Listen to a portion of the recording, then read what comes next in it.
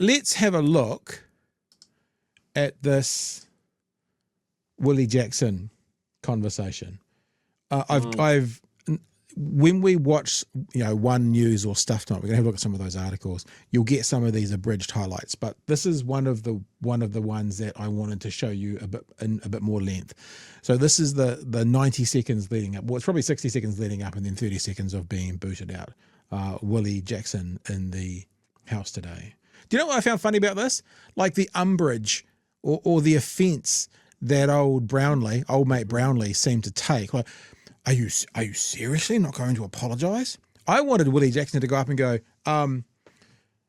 I withdraw and apologise, D's nuts, you fucking prick. I double dog dare you. Come down here and fight me. just like, are you going to use unparliamentary language? Yes, and I've got more. Like, if you're going to get out, if you're going to get thrown out, get thrown out. Yeah. All right, let's play this, shall we? Enjoy, people. Mr. Speaker, this minister has purposely allowed misinformation to replace the true nature of the relationship from the Māori chiefs and Crown and sold their criticism as equality. He is not standing up for democracy. He is using and abusing democracy against my people, against your people. How dare you, David Seymour? Mr. Speaker, yesterday I was on a hikoi. I was so proud to be on that hikoi with our political colleagues, Māori Party, Green Party, wonderful. Asians, Māori, Pacifica were all there. They gave me a clear message, Mr. Speaker, and I agreed to give that message here today. This is to you, David Seymour. You fuel hatred and misinformation in this country. You bring out the worst in New Zealanders. You should be ashamed of yourself, and you are a liar.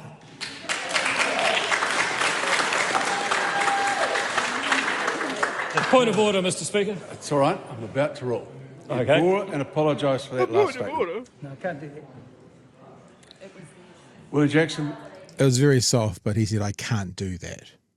I'm asking you to withdraw and apologise for your last statement. And Willie Jackson, are you not going to withdraw for saying something so blatantly unparliamentary as that?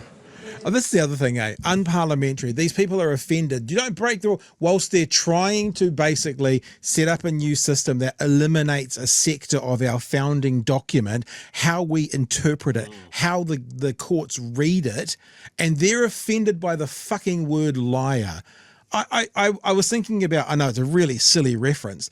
I was thinking about that Jim Carrey movie today, Liar, Liar. And at the very end, he goes, I hold myself in contempt as a part of the thing. And I just think, all these guys, like, this is unparliamentary. What is okay within Parliament is, again, putting your knee on the neck of mouth. That's okay. That's acceptable. But the word liar, it's unparliamentary and unacceptable. It's fascinating, these rules. It's like this, okay, stupid little tangent here. It's like this, right? I used to play a lot of golf, and I've got rugby players' legs, and I went to a golf course once, and one of their stupid rules was you have to wear knee socks. And I didn't have knee socks on, I had sports socks on. And so they made me buy like a $20 pair of knee socks from the fucking pro shop, and I pulled them on, and they came up just above my ankles. But I was then okay to do it because the rule said you have to wear knee socks. And so even though these came, like, let's say, to the bottom of my calf, they're now knee socks because it says it on the container, you can now play golf. It feels like that. These stupid rules they've got. And they're like going, this is an inappropriate thing to say. But what is appropriate to say in Parliament is all these things to take away original meaning from our founding document. They're not inappropriate to say in Parliament, but the word liar is. Anyway, I'm just going to play to the end of this, Gerry. You can come back when I'm finished. I'll shut up at the end and you can go then. It doesn't matter who it came from. You used the term in the House. You made the accusation in the House. Withdraw and apologise. No. All right, then I'm going to have to ask the member to withdraw himself from the House for the rest of the afternoon.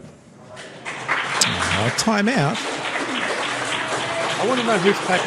Clapping for Willie, or they're clapping for Gerry Brownlee? I assume for Willie. Yeah. Apologise and withdraw D's nuts. That's where we should have. That's what we should have said. Chewy, yeah, I've talked too much. You go. I've had a couple of discussions about this. both about what Willie has done here and about Te Pāti Māori's actions, which we're going to see in a little bit. And I literally had someone posting a screenshot of the parliamentary rules to me as going, well, you know, if you can't follow the rules, then what's the point? Why are you there? And I don't know, that really spiked me something wicked. Like, for what Willie did there, like, if someone can go into the House, have the protection of parliamentary privilege and say whatever the fuck they want. Yeah, exactly. And nobody's allowed to turn around and go, yeah, libel that people. is lies. Yeah. He is lying. Mm. And it just seems to be like the background before that rule is that everybody in the House is so honourable that they would never tell a lie. And so we can't have people being accused of being liars and telling lies because they'd never do it. It's like a self-fulfilling prophecy.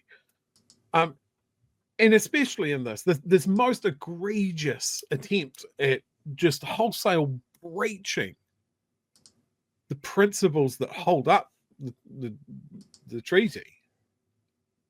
Like, why is a little bit of rule breaking over actually pointing out some truth the big issue? I saw the person that quoted me the parliamentary manual as well was also talking about how Te Pāti Māori can't raise a point of order unless they're in their seats or something like this. And I was like, but this is the thing. The whole thing with Parliament is that it's a Westminster style Parliament that we copy pasted from England because of colonialism. Yeah. We're following the rules that they set. Mm. Are we in England?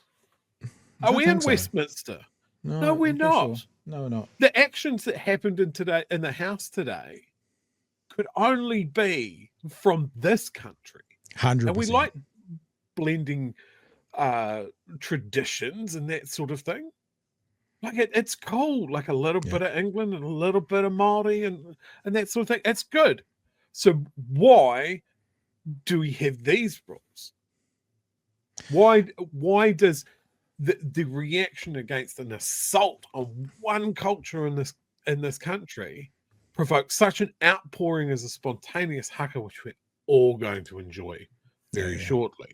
Yeah. Enough to shut down Parliament, rather than it being part of the debate, part of the oratory process, that sort of thing, because it doesn't fit in a Westminster style, British style Parliament.